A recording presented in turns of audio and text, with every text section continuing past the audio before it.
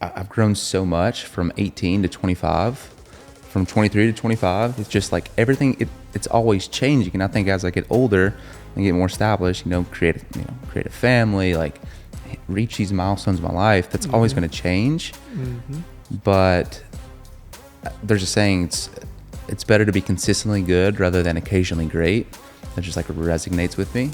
100%.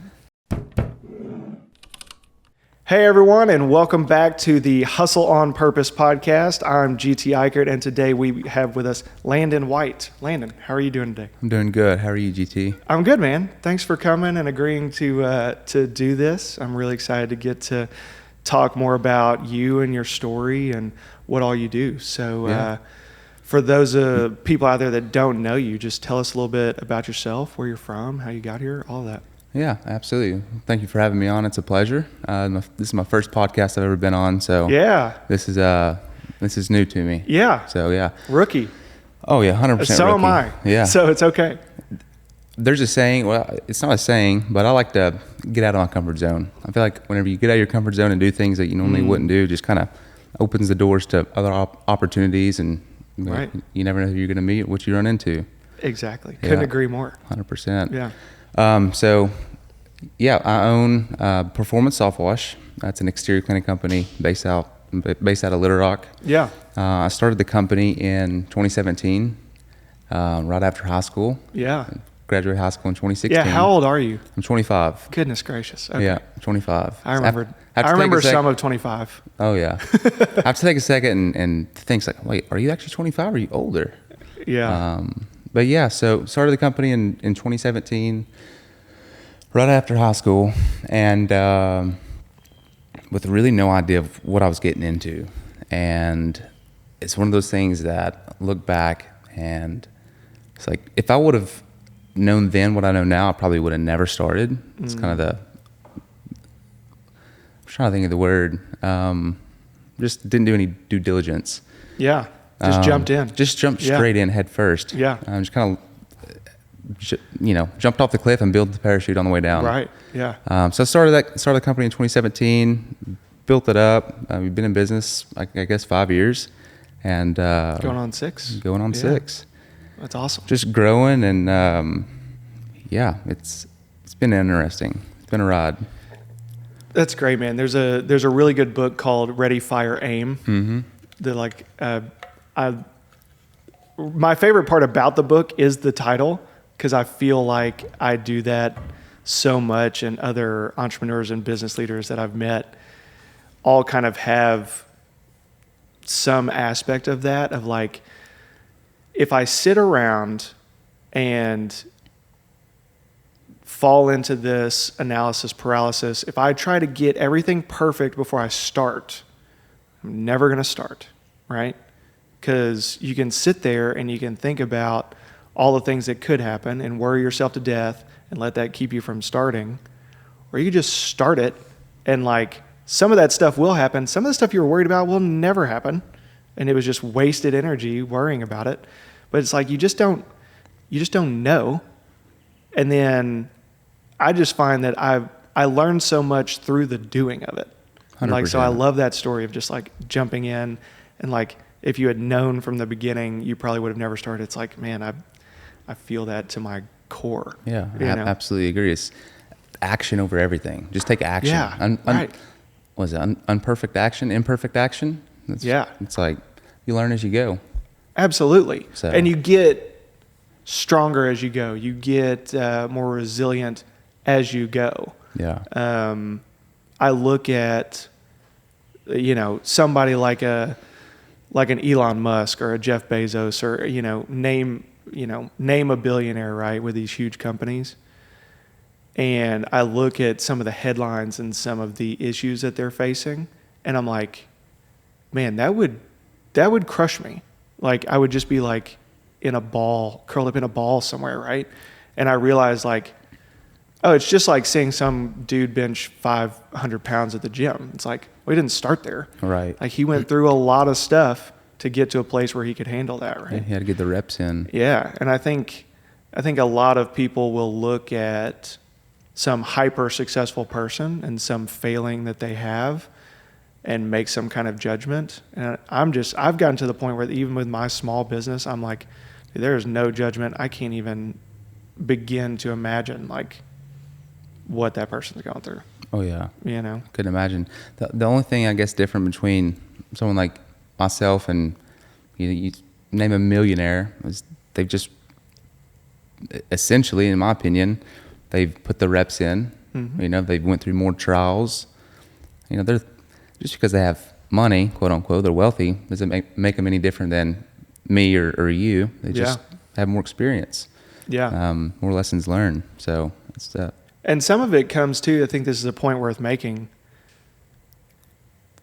I'm at a point now where the goal is not necessarily to be a billionaire, because you can have that success across a ton of different vectors, right? It's like, I want to be a good father. I want to be a good husband. And like some of what I know I would have to do to be on like that career path to, let's say, $1 billion, I think would really interfere with the, I would have to sacrifice sometimes with my kids and my wife and friends. And I think that's okay to find the balance that works for you. I agree, 1,000%. I think like, how do you define, I was thinking about that this morning. How do you define success? Like, what is success? I mean, that can mean a million different things to you, to me, to John down the street. Yeah. Success might be waking up at 9 a.m. every morning and drinking a cup of coffee and seeing the sunrise. We're not promised tomorrow. So it's just kind of, success is what you make of it. Yeah. There's so much on social media and whatever, just telling you what success is. It's it's a Bugatti and 50 girls on a yacht and or whatever. Yeah, it's like unrealistic. I mean, maybe for some people that's not like a dream of mine, Absolutely not. So not for me either. Yeah, it's different for everybody. So I guess the purpose of that point is like, find what success is for you and go after that. 100%. Do something that scares you too. Yeah. Just kind of the fear of the unknown. Like a podcast. Like a podcast. Yeah. Yeah. So when we first started this podcast, I was getting a close friend of mine to come be a guest. And when I was telling her I was doing the podcast and all that, she's like, man, like, I don't know if I could do that. And I was like, I think it's going to be fine. I'm not really that worried about it. And she was like, that's so impressive. Like, I'm so proud of you. And then she started going down this, like, I don't know if I could deal with video and audio of me just being out there forever for anyone to find for like the rest of time. And I was like, whoa, like, you just made it way scarier. Like, I hadn't thought about it that much. That's deep. Yeah. I was like, why would you do that to me? Yeah. I was fine till you started making it real. So tell me a little bit about Performance Softwash, because I think through you, really, like, I've learned some about it, but I think a lot of people will probably have that question. You probably get it all the time. Like, what does that mean? What do you do? Yeah, great question. So essentially what we do is we primarily focus on, so the types of properties that we service is residential and commercial properties. So the services that we provide are roof cleaning, house washing, concrete cleaning, and exterior window cleaning. But what's unique about the way that we clean is we use low pressure. So we come in, we apply an algicide, and it's going to eradicate the algae, the mildew, the mold, the moss, anything that's growing on your exterior, your gutter faces, your soffits, your roof or concrete. So we come in, we eradicate the algae, the organic growth, and we use high flow, low pressure machines to come through and rinse. And essentially what that does is it brightens up the whites. It kills the organic material, so it's going to stay cleaner for much longer. And we're not going to use high pressure. That's damaging your vinyl, your EFIS. Yeah. So that's kind of what sets us apart. Softwash is in our company name. Yeah. And it's a pretty unique process. And I don't think I've told you this, but I also started I guess 2 years ago, I started a seasonal lighting company. So we do custom Christmas lights. It's called Performance Holiday Lights. So what we do is we provide all of the materials. We custom cut them to your house or business. We install them, we take them down, and we store them. So it's all inclusive. Yeah. So you don't have, it's hassle free. You don't have to worry about taking down the lights, getting up on ladders, falling off. It's dangerous. Super dangerous. But yeah, it's a really cool business. What spawned that? Was it because you've got crews of people, the wintertime is slow, and like you as an entrepreneur had to get kind of creative and figure out a solution for that? Exactly. Yeah. Yeah. So every business has lulls. I'm sure in real estate there's lulls and lawn care. Ours are just like years long. Unfortunately. But the thing is the bills keep coming. Yeah. We got to pay our employees. They have mouths to feed. So I had to get especially around Christmas. Exactly. And it doesn't hurt to have some extra money, to give out. But yeah, so typically in our pressure washing business, it's seasonal. So February through really till about July, it's just slam packed. Yeah. And then August, people are going on last minute vacations, back to school. So it kind of just dips down a little bit. And I'm trying to think.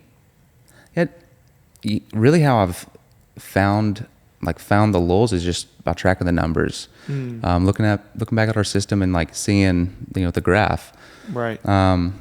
So how we get ahead of that is we just, get creative in how we market, and just in order to fill that dip, we just get creative in our marketing. Yeah. Just like any other business. But October through December, it gets really cold in Arkansas. So just had to get creative with another business. How to do something. So we already service, these clients, and anyone that has a nice house, they want to maintain it. Mm-hmm. But they also want to have lights and make it presentable. So the same clients that we're washing for, we're also putting up lights for. So that kind of helped fill that 2 or 3 month lull. I love that. It's pretty neat. This episode of Hustle on Purpose is brought to you by Arkansas Real Estate Buyers. If you have a problematic piece of real estate, we would love to help you. Go to the description, click on the link, schedule a free consultation with me personally, and we'll get you set up. Now let's get back to the show. You have to get outside the box and think creatively, and it sounds like a perfect fit. Like I said, you've got the people, you've got the experience, they're used to climbing on roofs, and it's like just give them strings of lights instead of I guess you don't call it a pressure washing wand, right? Like a hose or whatever it is. I don't want to call it a pressure washing wand because it's it's just a hose with a trigger and a gun. Yeah, it's nothing crazy, right? But the soft wash thing is interesting because I think a lot of people out there are just like, well, I've got a pressure washer. I'm just going to go pressure wash my house. And like, that's fine. It's your house. Go do what you want to do. Exactly. And you got to do what, use what you've got or whatever. But the soft wash is undoubtedly better so I have a roofing background. I was in a roofing business for about 5 years in my early 20s. And you just can't go up there and it's just going to do more damage than good. Agreed. If they're pressure washing your roof. Yeah. It's just nothing good's going to happen. Yeah.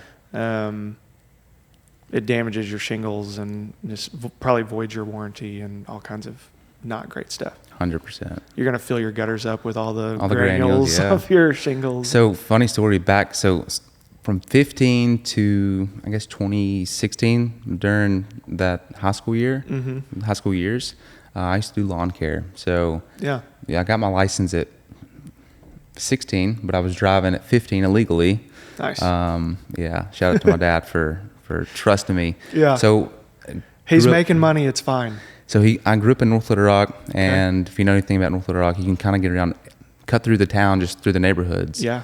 So that's what I was doing. I was driving illegally, and so 15 through 17, 18, doing lawn care, and I had a client reach out, and she's like, "Hey, my roof's dirty. You want can you clean it?" I was like, "Yeah, I can clean it." And so I rented a pressure washer from I think like Homs or somewhere. Yeah. Blasted the roof. Nice. And I thought it looked great, but like you said, there's granules everywhere. It was clean. It was cleaner. Right. But I'm sure I definitely caused some damage. Yeah. But yeah, it's part of the experience. You don't know what you don't know. Right. Yeah. So. And most people are also just not that good at pressure washing. Yeah. They'll go, get their pressure washer and go to do their driveway, and it just looks like Tony the Tiger when they're done, right? Like 100%. It's just like got tiger stripes all over it. That's it. Yeah, and it really boils. So we use it's like an 18-inch surface cleaner. It's a quad nozzle. Yeah. Basically, what that just means it's got 4 nozzles. So the reason we run a 4-nozzle machine is because we run massive machines, 8 gallons a minute. Yeah. It's just like pumping some serious volume of water, but it's all low pressure. Right. So we're able to clean, concrete super quick. Right. But also really just not leaving stripes. Right. So it cleans it, really efficient. And so what happens is typically like Sue down the road, she calls us for a quote. Mm-hmm. I have some qualifying questions that I'll typically ask if we've never serviced them. And just how I've came up with the qualifying questions is by trial and error. Yeah. Right. But most of the time, it's like she calls for a house washing quote. It's like, great. I'd love to come out there, meet you, and get you a quote. That's something that we've started doing, is just doing in-person estimates opposed to just like quoting over the phone, because I have found when you show up, show face with a smile and a great attitude, you can completely change their day, build rapport. And Sue that called you for a house wash, you've ended up essentially selling her house, her roof, her concrete, her patio, and her dog. Not really. Right. But it's you really, need a performance dog wash. There you go. But it's just like building packages out, and people buy from people that they like. And I'm not going there to just sell these services. I'm there to build a relationship. Yeah. And the services sell themselves. And so, we've been able to increase our average ticket by doing the packages. And so it's pretty interesting. I don't remember exactly the question that we were talking about. I just kind of rabbit trailed. Yeah, no, that's great. I think I've certainly fallen into my own version of that, where it is just like you fall into the trap of, well, I can get more quotes out if I just sit at my desk and just like send quotes out, right? Exactly. But you miss out on all that stuff that you mentioned, the in-person stuff. I think of the neighbor across the street that's, mowing his or her grass or digging into the garden.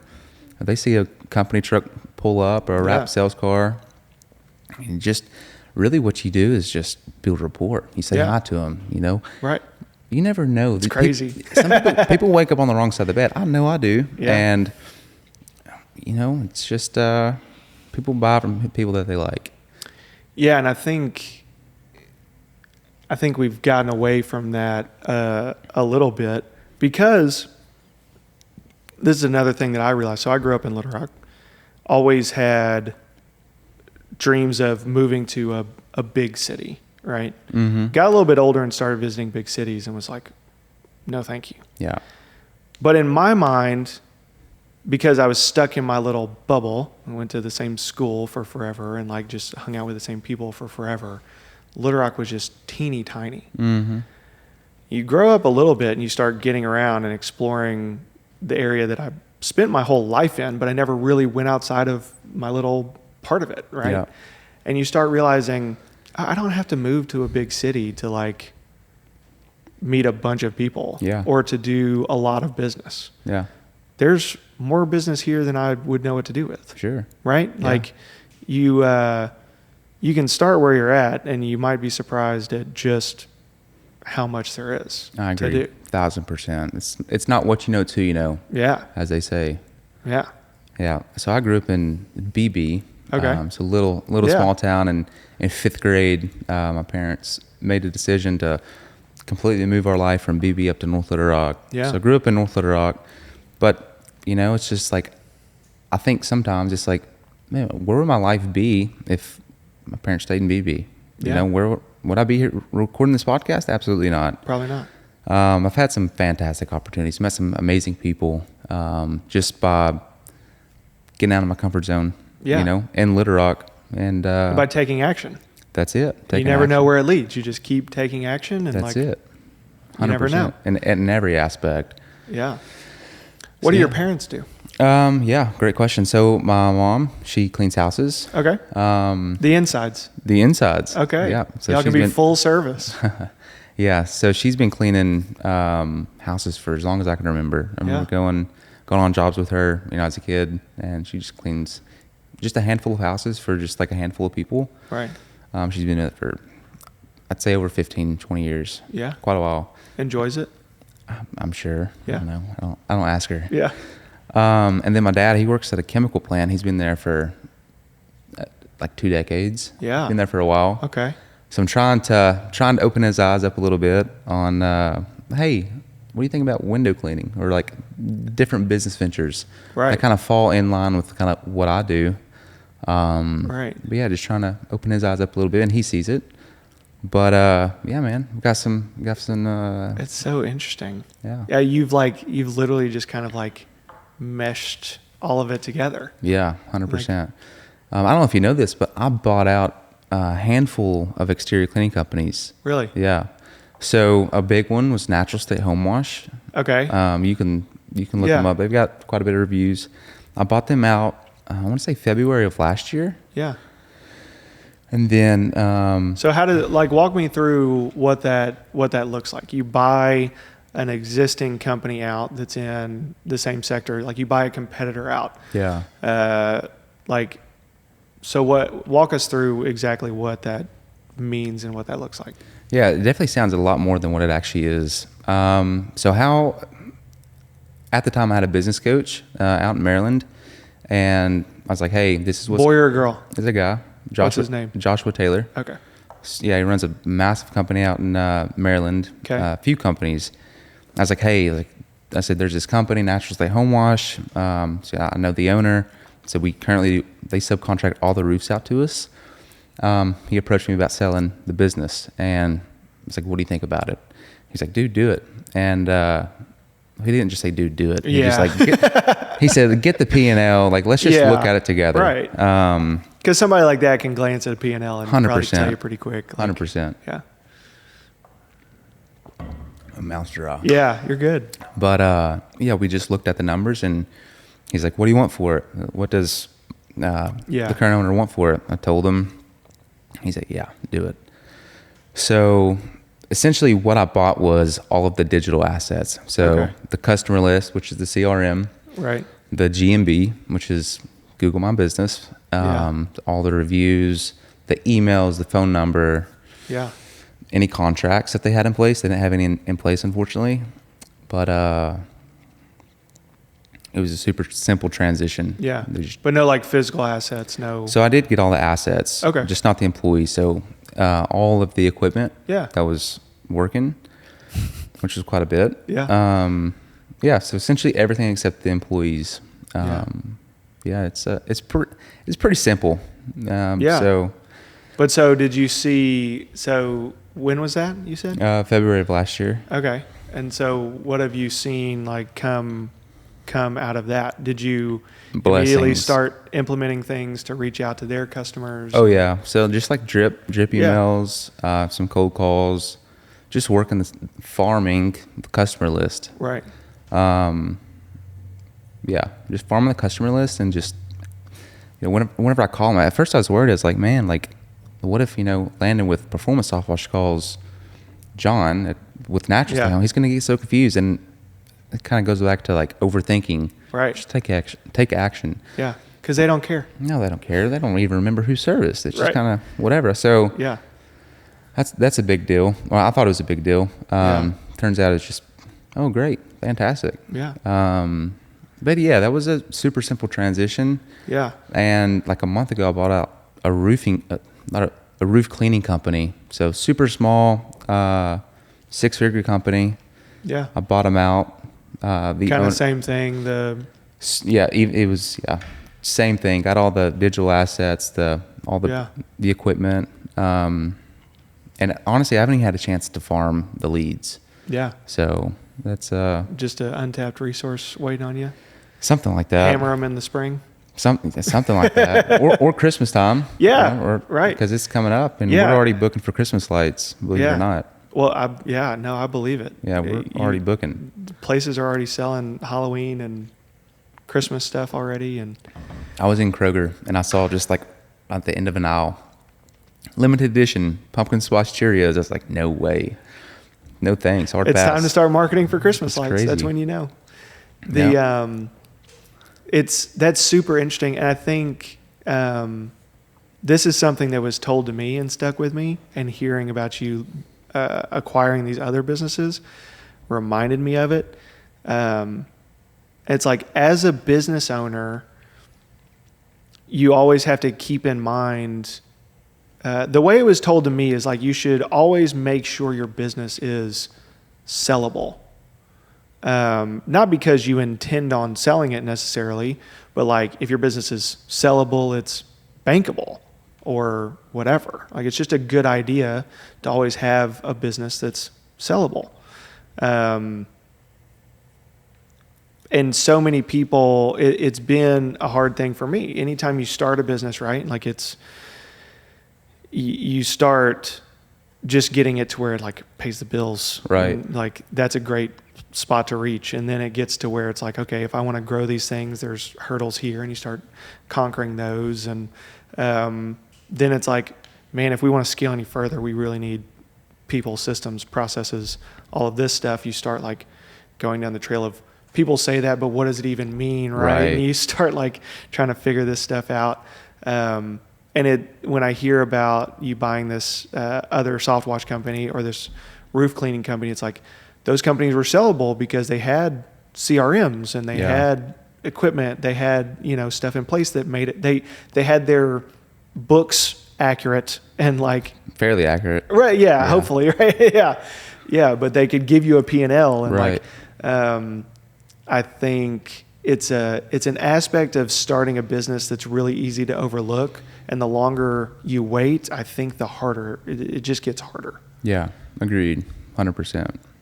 So, if you're a small business owner out there, make sure your business is sellable. Yeah. Have a good CPA and have a good bookkeeper. Yeah. That's my advice. Yeah. And ask me how I know. Right. Spent a lot of money. Yeah. Yeah. I've spent a lot of, unnecessarily spent countless nights on QuickBooks, and like,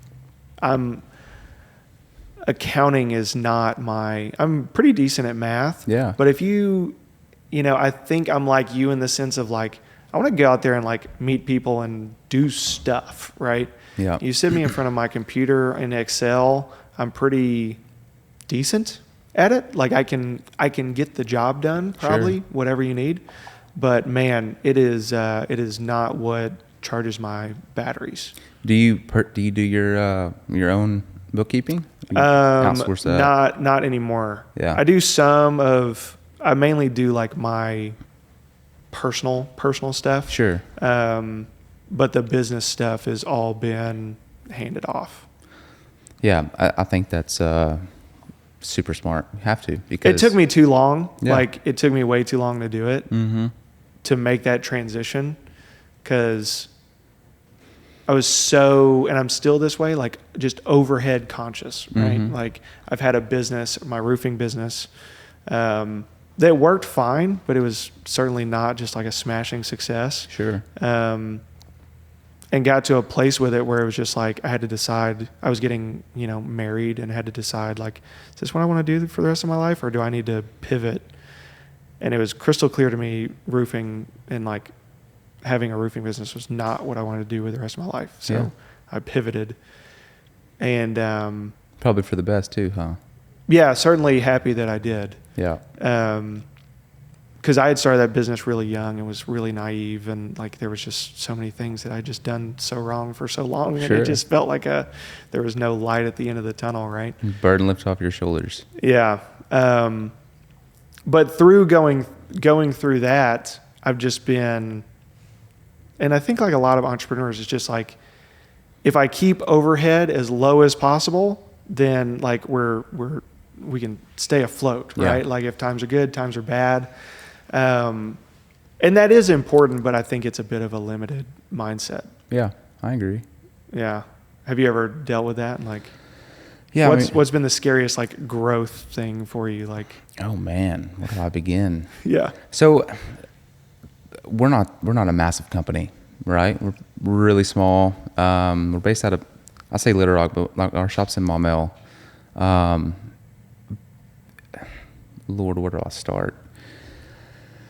So going back to, started the company in 2017. Yeah. Everything was, It's just you and a truck at that point, me right? and a truck. Yeah. And, went through a few employees and hired some bad apples, and just like every. Were they all your friends? Not all of them. Yeah. But, That's it's like the one of those typical things. starting It's like, spot, hey, right? we need help. Hire just randos. Yeah. Good people, just bad apples. And that kind of falls back on me for not doing good, proper vetting. But, You learn, right? yeah, you learn. Anyway, so I kind of lost my train of thought. Yeah, you hired some young guys at the beginning. Yeah. Some of them are good, some of them are bad. Yeah, so, I started out with just like a small, cash trailer, and it's like all like homemade and put together. And as I made more income, bigger projects, I upgraded equipment, I've managed to keep overhead relatively pretty low and profits higher. But yeah, nothing too crazy. Yeah. Yeah. There's never like because sometimes I know for me, there's been times where it's like, man, I really have to make a serious financial contribution to like the company to get it to go to like the next level. Yeah. And it feels scary. Yeah. It's like everything makes sense on paper. Sure. And like have a lot of faith that like it's what I'm supposed to do and that it's going to work out. Yeah. But it can be really freaky. Yeah, no, I agree with that. Like, especially like around like the first of the year, I'm building out like my budget, all the marketing budget, the payroll, just kind of just being able to track some numbers. Yeah.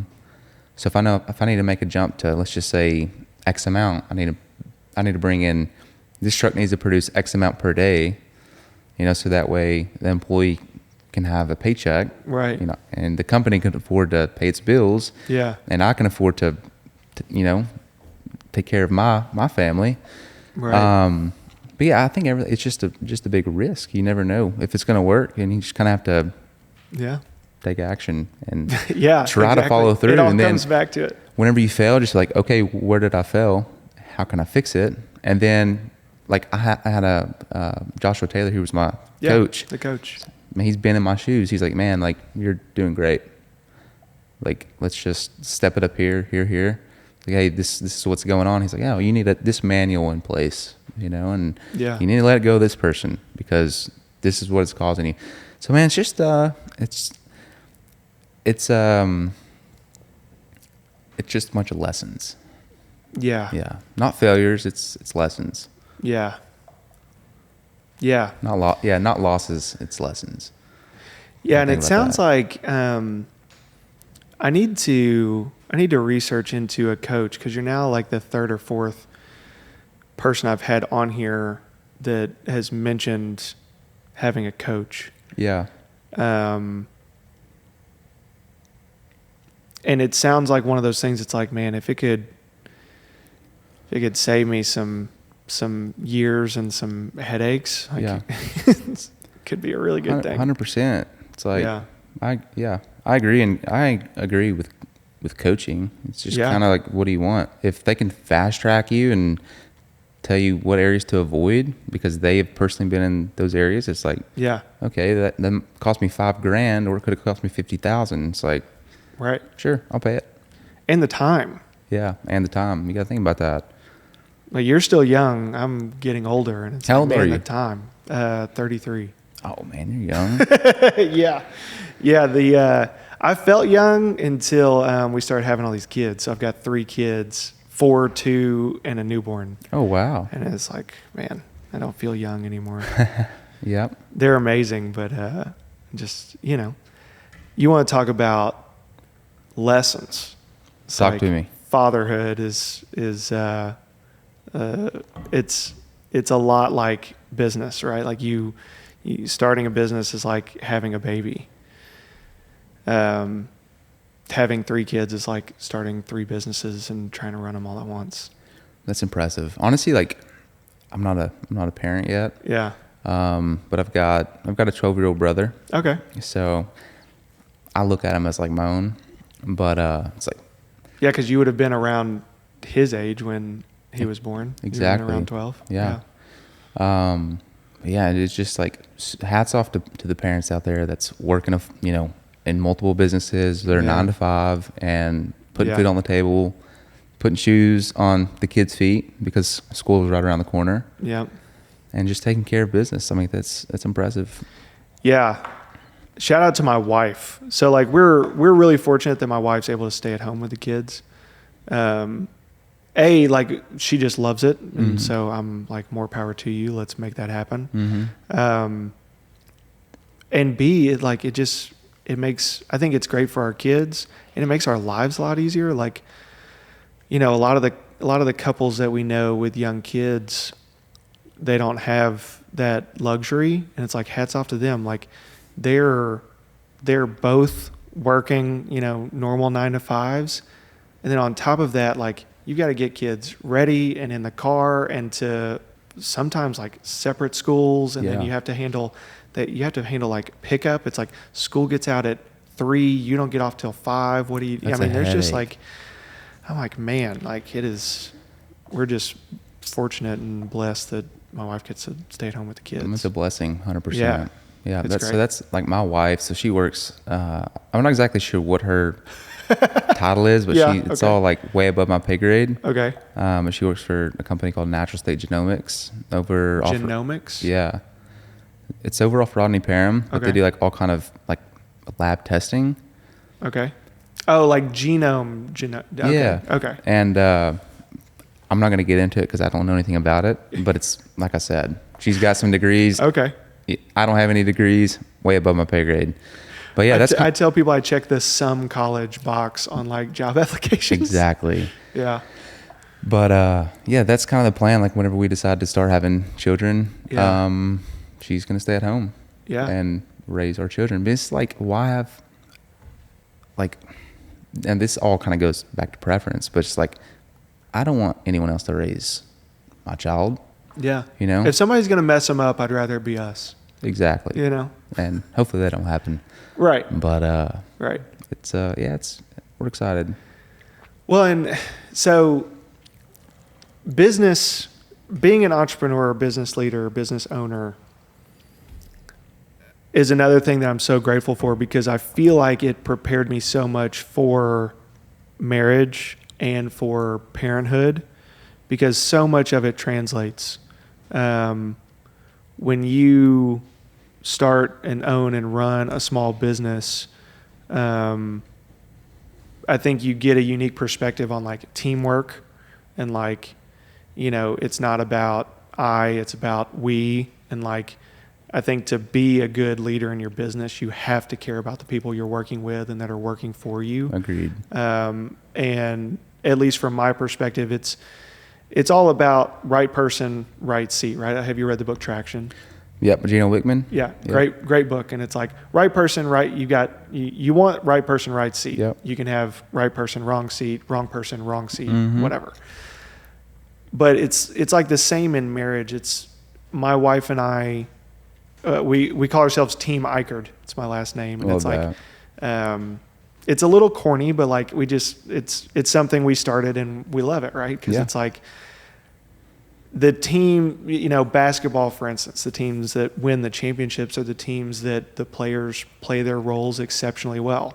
You can look at the classic like 96 Bulls. It's like Dennis Rodman couldn't make a layup, like terrible shooter, right? But he could get 23 rebounds a game. Yeah. And that's what they needed. Yeah. Michael can score the points. Scottie Pippen can score the points. All teamwork. You just need him to like dive after balls and like hurt people, right? Like, and so my wife and I, through a lot of learning and a lot of communication, we run our marriage like that. It's like, it's a team effort, and like, there's no role that's better or worse than the other role. There's just things that have to be done, and I am able to focus on the things, you know, predominantly that suit me better and that charge my batteries. Like, I love working. Mm-hmm. I like what I do. And I like working with the people in this office and getting to do podcasts and stuff with people like you. She loves being at home with the kids. Mm-hmm. As much as I love my kids, that's not my calling, to be at home with them all day, every day. Yeah. And that's fair. I think that's okay. Yeah. I think it's easy for modern people to look at it like to judge we fall into very, what's the word? Stereotypical like gender roles. And it's like, I don't make her stay at home with the kids. Like, she genuinely like really, really wanted to. And I was like, okay, we'll figure out a way to make it work. Like, you know, culture now is just weird. Like, I think some people would look at me as like an oppressive, like womanizer because my wife stays at home with the kids. It's like, you can talk to her about it. Like, it's what she wants to do. Society is weird. It is. It's weird. Anyways. Just gotta roll the punches. Yeah, that was a weird tangent. But entrepreneurship, I feel like, prepared me a lot for marriage and for fatherhood. And I think you'll experience the same thing as that journey continues for you. It can make you a much better spouse and a much better father, as long as you don't let it get completely off balance and drive you to where you're like working all the time. Sure. Right. Yeah, definitely have to have a balance.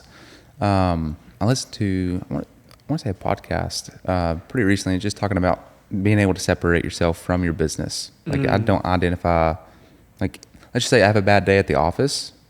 Well, dude, okay, you had a bad day at the office. You don't have to take it home with you. Right. Like, you're not your business. It's its own entity. So I think really like having hobbies and stuff outside of work, that's super important. So what do you do outside of work? So I like to be active. Yeah. So I like to work out, ride bikes, and run. Yeah. Other than that, I like to fly fish, but it's I've only been fly fishing once, and Really? I did enjoy it. Did you? Yeah. Where'd you fly fish? It was outside of Yellowstone National Park. That's fantastic. It was amazing. Yeah. And loved it. And I think I got spoiled because we were like, I was with a couple of guys and we went just on like a backpacking trip and / road trip, and hired a guy to take us out fly fishing one day because we were out there. And I was like, I think I got spoiled. I want to move here. Right. Essentially, yeah. Yeah. It's like you go and you have one of these, you're like, man, I love fly fishing. And it's like, well, I was also like, it was an incredible fly fishing experience. And it's probably not always like that. Yeah, no, I agree. So how I got into fly fishing was through a friend that goes every year or every other year. He went to like Patagonia to, wow, up in Montana, and I want to say somewhere in Colorado, and just fly fit. Does like one big trip. And he's like, this was like 2 years ago. He called me, he's like, hey, I'm going to Missoula, Montana. Do you want to come fly fish? It's going to be X amount. I was like, I didn't really have the money at the time. I mean, I did have the money, but it was we were in a lull. Right. But anyways, it was just like, you know what? I'm going to forget about the money. Like, I'm going to do it because it's an experience. This is not financial advice, by the way. Yeah. So I did it, and dude, it opened my eyes. So I was there for 5. We were there for 5 days, and we floated the Clark Fork. Okay. It's in Missoula. I'm not familiar with the Montana geography. Montana's next level. Yeah. And I've seen some parts of it. Yeah. It spoiled me completely. We had a fantastic guide too. So yeah, that opened my eyes to fly fishing. I came back to Arkansas, spend some money on some fly fishing equipment and start a fly fishing. But yeah, that's kind of just.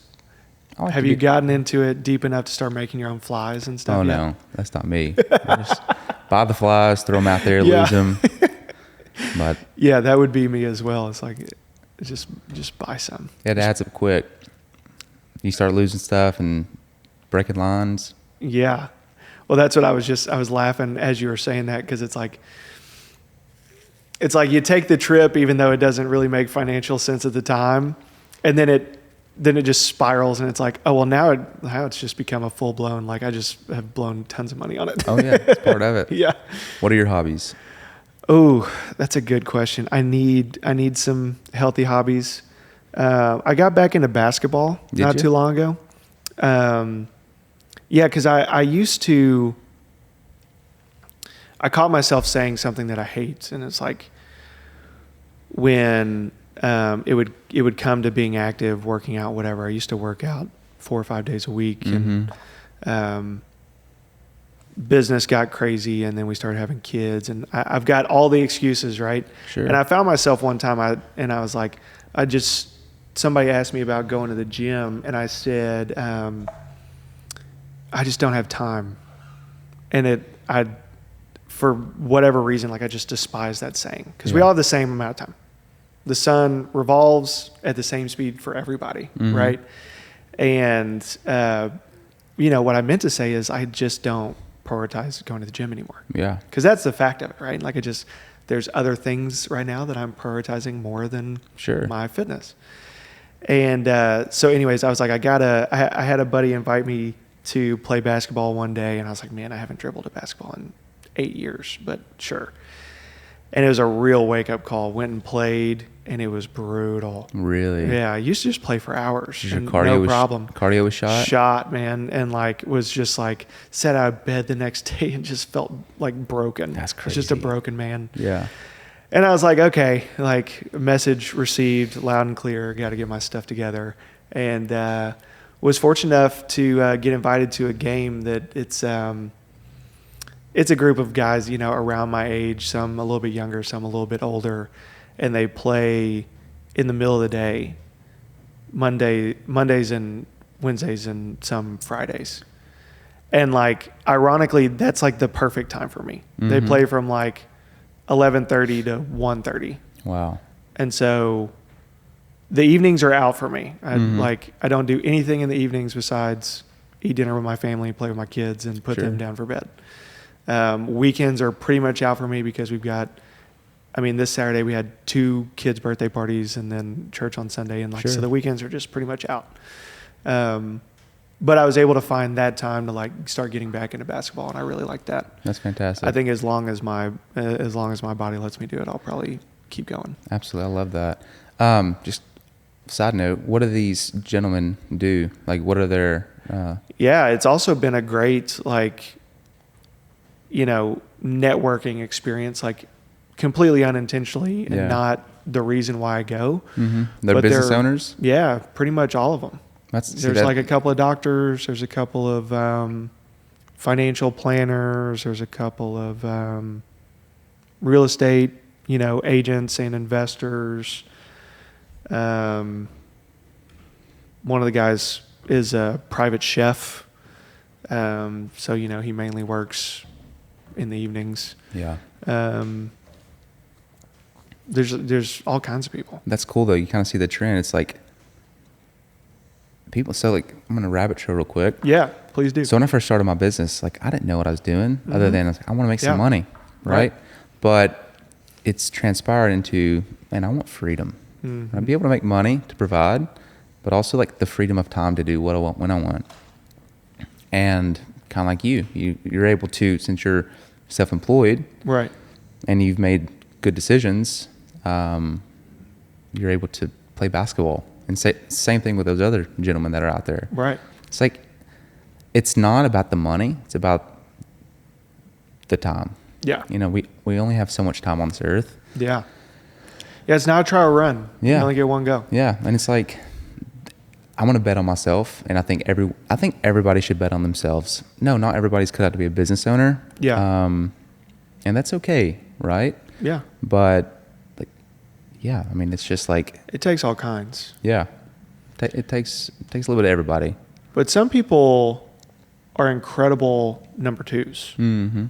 Some people are less visionary and self-motivated, but they're incredible with like a to-do list. Oh yeah. You know? And one of the things that really scared me and helped me is like, you know, if you're working an hourly wage, that's somebody telling you what an hour of your life is worth. Mm-hmm. And it's like, dude, how messed up is that? It's hard when you start thinking about it like that. It kind of opens your eyes up. Yeah. I recently went into a big factory. I'm not going to name the name of it. Okay. Went into a massive factory. Yeah. To give them a quote on some stuff, and I saw hundreds of workers, and it's just kind of like hamsters in a wheel. Yeah. And I just like thought to myself, it's like, bro, if you fail, you have a job. Like, you're going to be okay if you fail. Right. Like, you can come here and work. Oh yeah. Right. But it's just thank you for here's a pat on your back. Like, you made a good decision. Yeah. So yeah, just anybody out there that's scared, having second thoughts and they're scared, just bet on yourself. Yeah, it is extremely scary, and it's still scary for me.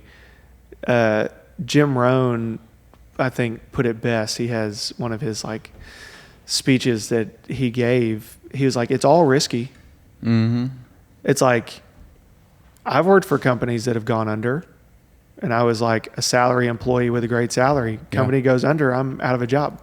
It's all risky. It's all a risk. Working for yourself is risky. Stepping out your front door is risky. And he finishes it with a punchline, and it's something like, you know, if you think trying something is risky, wait till they hand you the bill for not trying. There you go. And it was like, yeah. Bro. Yeah, I'm sure I've seen that clip on Instagram. Yeah, probably multiple times. Yeah, and it's so good every single time. Yeah, because it's so true. It's like, man, one of the biggest things for me is the fear of regret. Yeah, you know, I just don't want to wake up one day and wonder what could have been if I had tried more or done this or whatever. So it sounds like I'll do just about anything. I'll try just about anything. You don't want to chase all the shiny things, but anything that I can do, and I use this phrase quite a bit. It's like low risk, educational, foundational step, you know? And I've given the example on here before, like we've got some new construction stuff going on, single family homes, duplexes. Very cool. And it's like, that all started from like, I had all the requirements to get my builder's license. So like I went and filled out all the paperwork, got all the references, went through this like 6-month process, got my business license.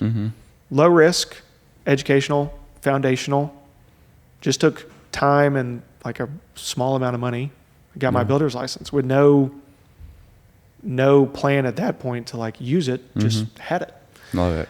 And then like next thing you know, deal came across my desk for some vacant lots at a great price. Like, well, that's a great price on those vacant lots. Like I can justify the investment, bought some vacant lots. Yeah. Well, next thing you know, I've got my builder's license and some vacant lots. Like, might as well see if we can, you know, get an architect to draw up some plans and see what the city says and all that. And like, next thing you know, we've got plans and lots and a builder's license and city approval. And it's like, guess we can do new construction now. That's like, awesome. You know, it's just like, but there's so much that you learn through the process, and there's so much of that stuff that you can do that's low risk, educational, foundational, and you have no idea what opportunity it's going to open up, right? But it's taking action, like you keep saying, and doing it in a way where it's like, what's it going to hurt, man? Yeah. Like, I agree. I think that's fantastic. It's you're like a Swiss Army knife. You're able to, be a builder, be in the real estate, like run all these other businesses. I don't know. I don't even know what all you do, but I'm sure it's more than just real estate. Well, it's all like real estate adjacent. Okay. So, I mean, my main business is a small investment company that owns single family rentals. That's my main business. Love it. Then off of that, you have your core business like Performance Softwash, and you do your cleaning stuff. And then like off of that, you just never know what opportunity is going to arise. Yeah. So from that, started realizing that, I was building a name for myself as somebody that I would say like a good reputation. Like when I say I'm going to do something, I do it. I try to do it to the best of my abilities. And I think because of that, other opportunities come across my desk for houses that may not fit the rental portfolio, but they make a lot of sense as like a flip or a lot for new construction or whatever. So I'm still kind of building out these other businesses.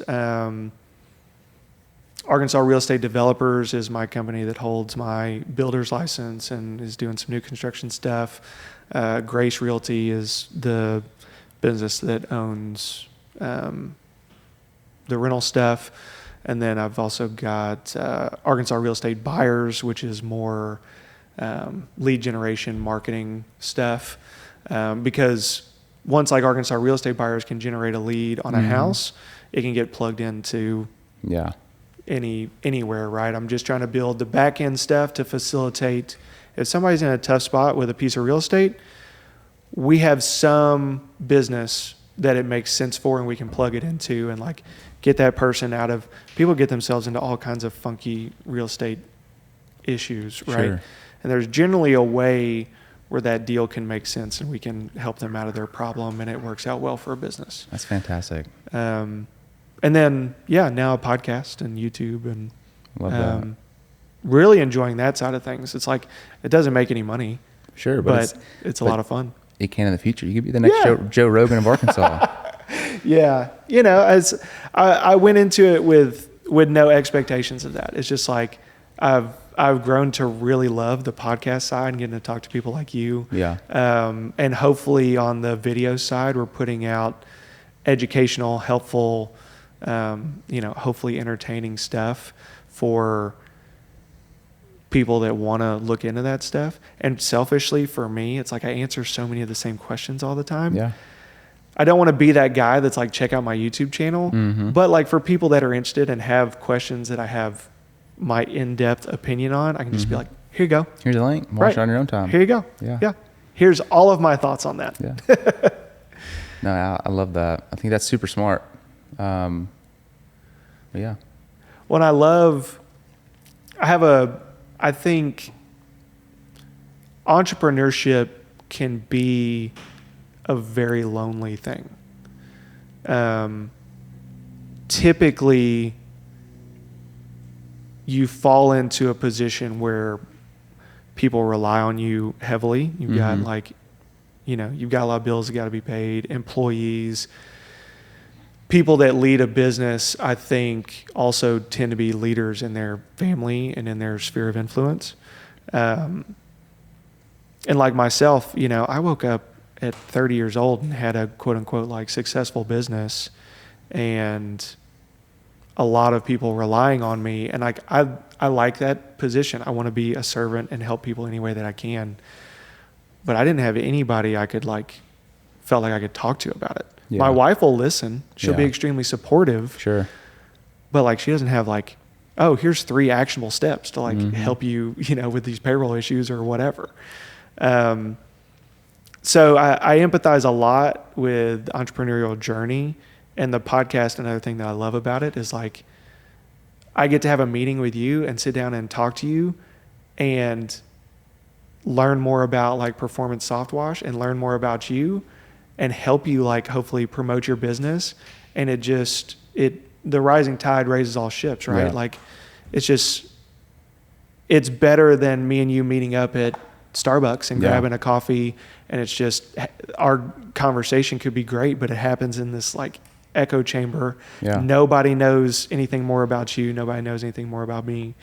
And this is like, we get to do that, but hopefully somebody out there watches it and likes what you've got to say. 100%. And that's the cool thing about like getting it recorded is because John, that's listening to your podcast in Connecticut, may have found some sort of inspiration. Right. He might be 40 years old working a 9 to 5 and be like, man, you know what? he's 25. Like, I'm going to go out and try it. Yeah. Or he might share it with one of his friends. It's just a domino effect. And I think that's what's super cool. You going out on a limb and trying it. Yeah. So low risk, educational, foundational, learning a lot through making these videos. Yeah. And I'm excited to see low risk. I'm excited to see where this goes, 6 months, a year, 2 years from now. Kind of see where you're at. We'll see. Like the growth on the YouTube stuff has been wild. Like shout out to everyone that's been super supportive. Cause I have like no social media influence, whatever. Self-promotion has been, I just hate doing it. Sure. I feel that 100%. Yeah. I just get so like, cause I'm going to assume it's probably because you're like, I don't want these people to think that I'm high and mighty or better than them or this kind of. Or like I'm just trying to sell them something. Exactly. Or like, you see so much of that out there on social media. Mm-hmm. It's like, I don't want to like, just feel like I'm like bragging. It's like, dude, I've got problems just like everybody else. And we're all people. Yeah. Everything's good, but it's not all good. Yeah. Like at the same time. Yeah, I agree 100%. But it's been in my head a lot that like, I think part of the podcast is somebody out there will undoubtedly see, after watching enough of me talk, they'll be like, oh, like that dude's an idiot and he's doing it. So like, surely I can do it too. Yeah. I'm like, dude, I'm under no like delusions that I'm the sharpest crayon in the box, especially I just said sharpest crayon in the box. Like that's not even a saying. Yeah. The sharpest tool in the shed or whatever, the brightest crayon in the box, Mm-hmm. But that's also kind of what's cool about it, right? It's like, you don't have to be, but just do something. Imperfect action. Right. Like the name, Aaron came up with the name, like hustle on purpose. It's like, I think it's really just like life is a hustle, right? Like no matter what you're doing, who you're working for, yourself, somebody else, like, dude, it's a grind. Like you're going to go through peaks and valleys and a lot of hard stuff. Absolutely. But can you find a way to do it on purpose, like with intentionality, like figuring out what your purpose is? Cause you're gonna, the hustle needs no explanation. It's just the purposeful part of it. Yeah.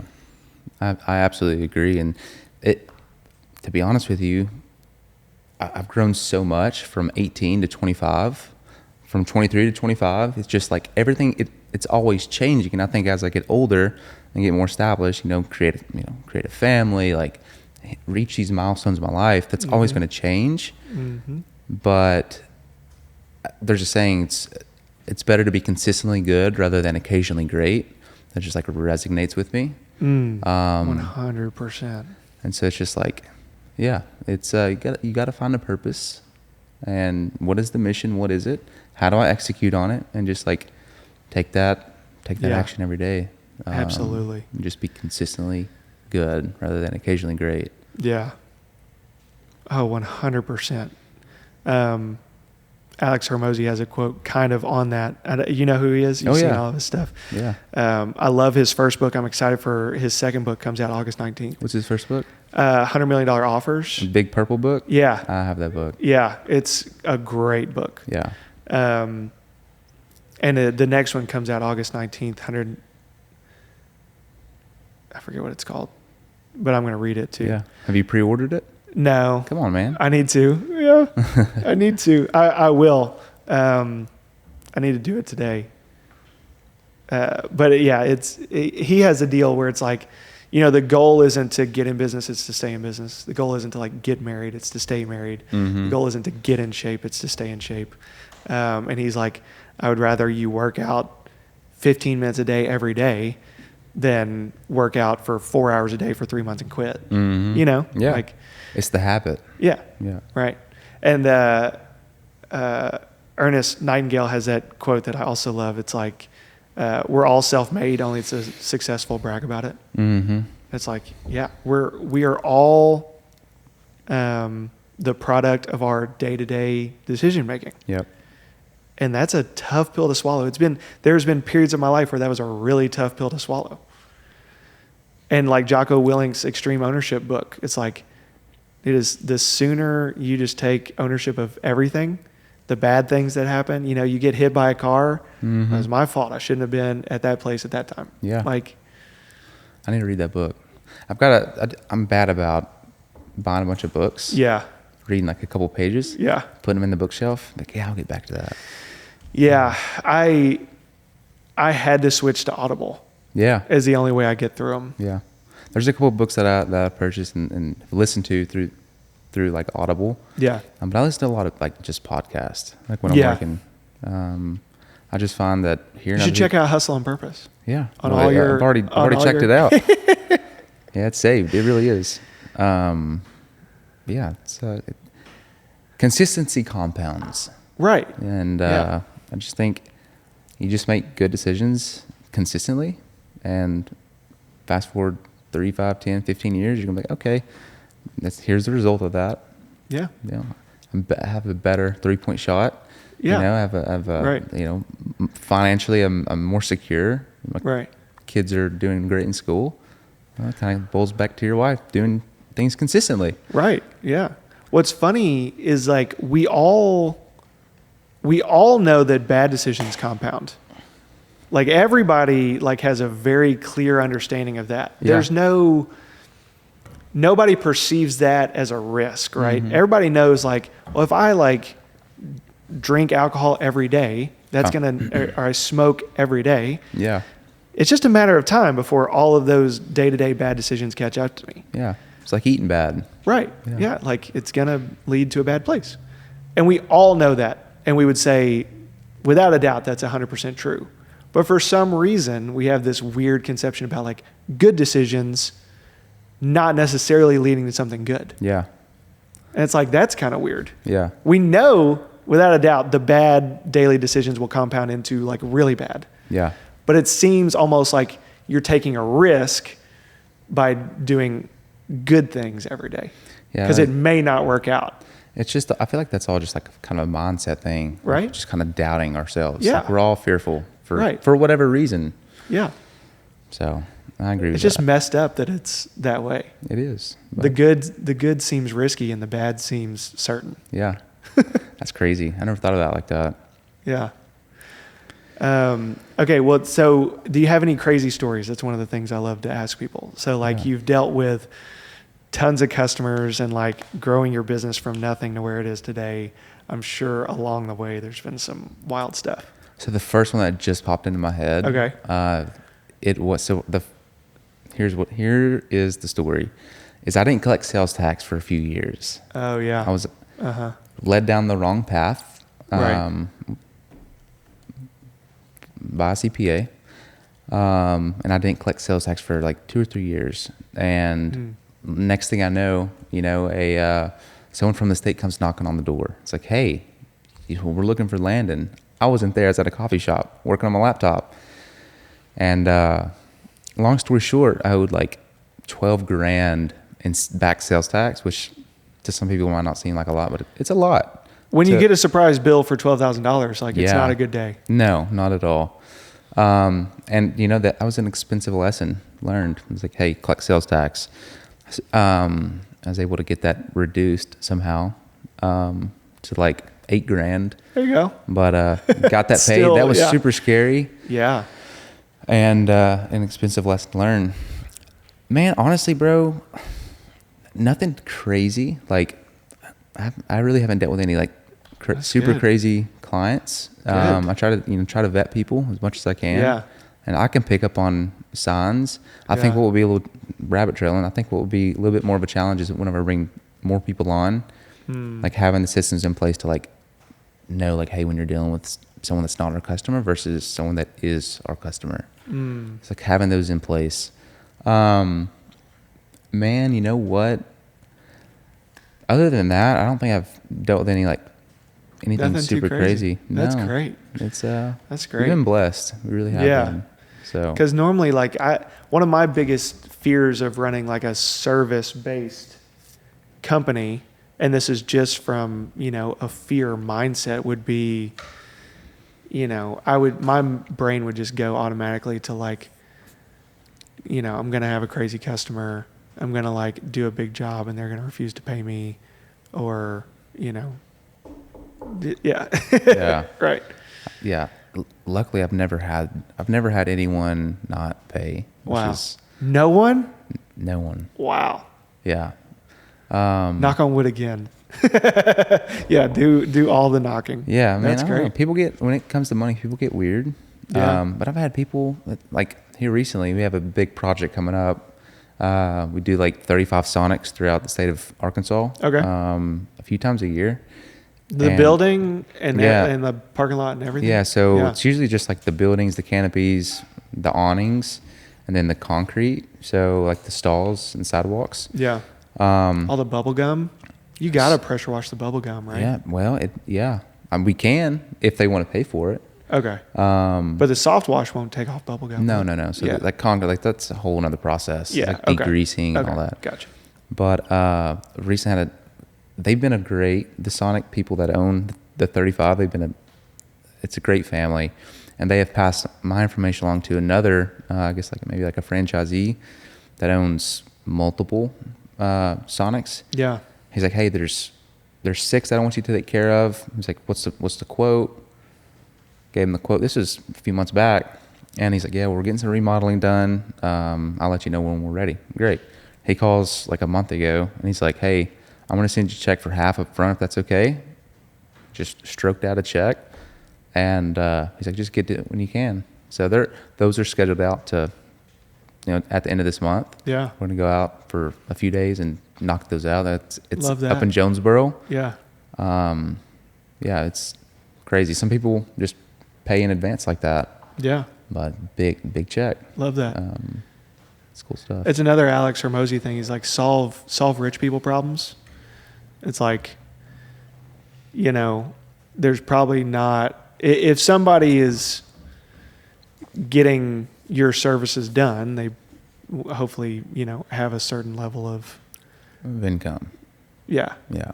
No, that's the truth. Like, if you have money to clean your get your glass cleaned, you've got money to kind of buy whatever. You've got the membership at the country club. You've got right. Yeah. Your kids attend, this kind of school. Yeah. Like money's not. It's just a tool, just a resource. Just a tool. Yeah. That's all it is. Yeah.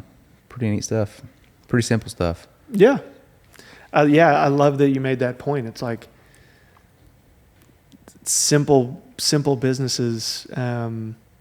Sometimes you just aren't that simple. They're not as simple as some people think they are, but simple in the sense of like, you don't have to reinvent the wheel to do really well for yourself. 100%. Anybody out there that's thinking about taking a risk on themselves, like you can choose something that, don't choose something because you think it's like the sexy thing to do. Right. It's like you can, like, I'll get your take on this. What do you think about people that are like, when they just say like, follow your passion? Or like, do what you love and you'll never work a day in your life kind of thing.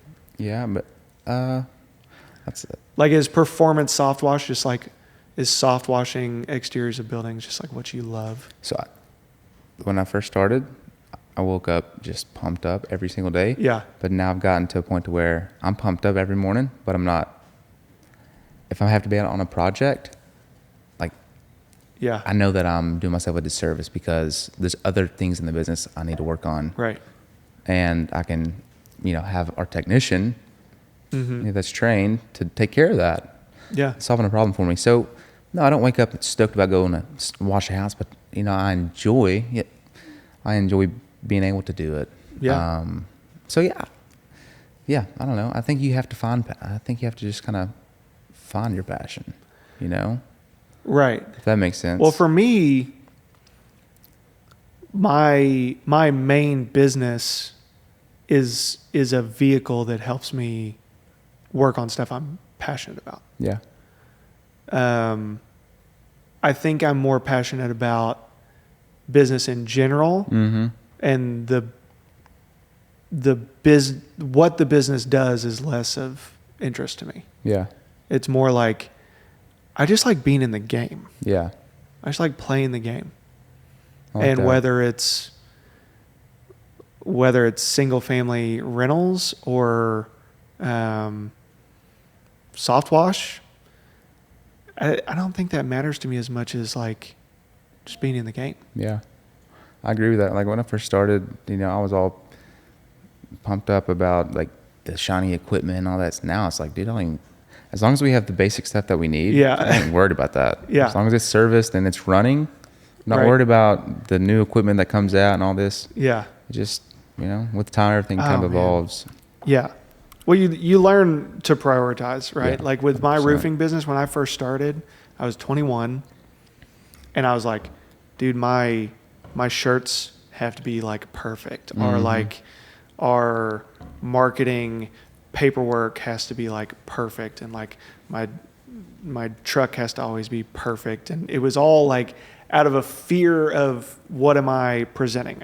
You've dealt with it. I'm a young guy trying to sell something to like older, more affluent people. And like everything I do has to like convey legitimacy. My business card has to be perfect. Yeah. And like, there's nothing wrong with that, but I spent so much time focusing on like, dude, none of that makes any difference if you're not like making sales and getting money in the door. It's like analysis paralysis. Right. Like I was so worried about like my image and like everything conveying like legitimacy to a potential client that I wasn't even talking to potential clients. Yeah. And that's good to a degree, like when Yeah, you you first don't- start, like right.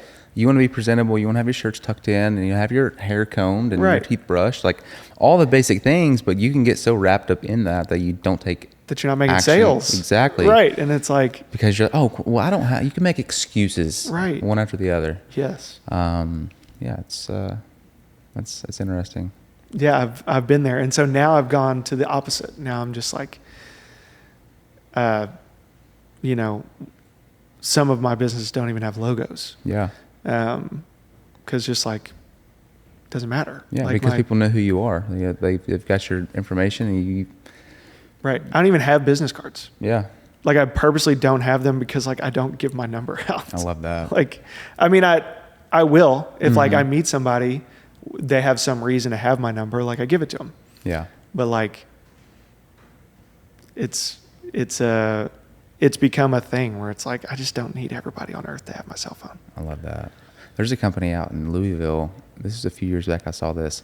They removed their number from their vehicles. They have multiple wrap trucks. They removed the number because they were getting so many phone calls. That sounds kind of stupid. But they were getting so many phone calls. They're like, okay, well, we want to do a test. Like, we want to drive all the traffic to our website.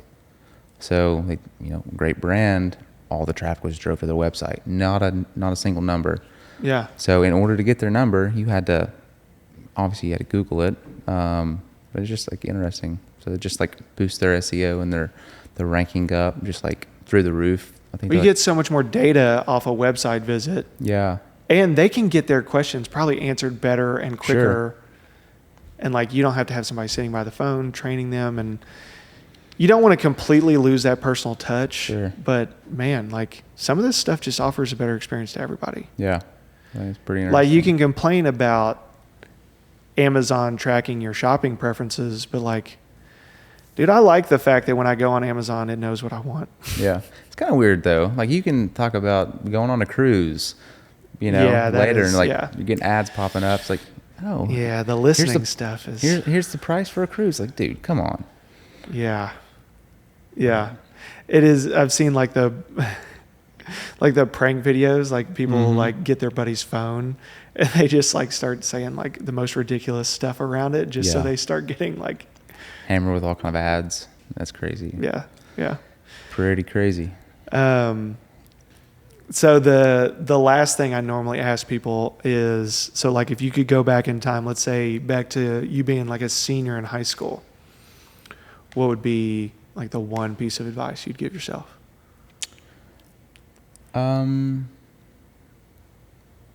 It matters who you hang around. Ooh. That would be probably the top advice. Some of the top advice I'd give my younger self. It's like, you are who you hang around. Thankfully, I have great parents that, saw certain groups that, hey, you don't need to hang around these people because this is their path they're kind of going on. And being, just recognizing that. And now that I have a younger brother, it's more important, I want to see him grow up and be successful and have, good friends and just be a good person. Yeah. And so, he's at a pivotal age now. He's like a sponge, right? You have kids. You're going to lead by example. Going back to it matters who you hang around.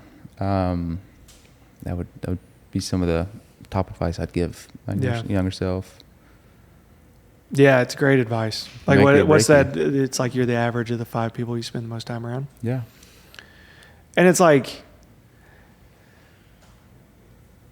my mom was the same way, kind of.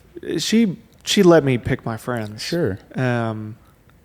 But your parents are going to have judgments about who you hang out with. Yeah. And like, you get a little bit older and you're like, oh, that makes total sense. It does. Because like, they want the best for you. They 100%. love you more than anybody else, probably. And like,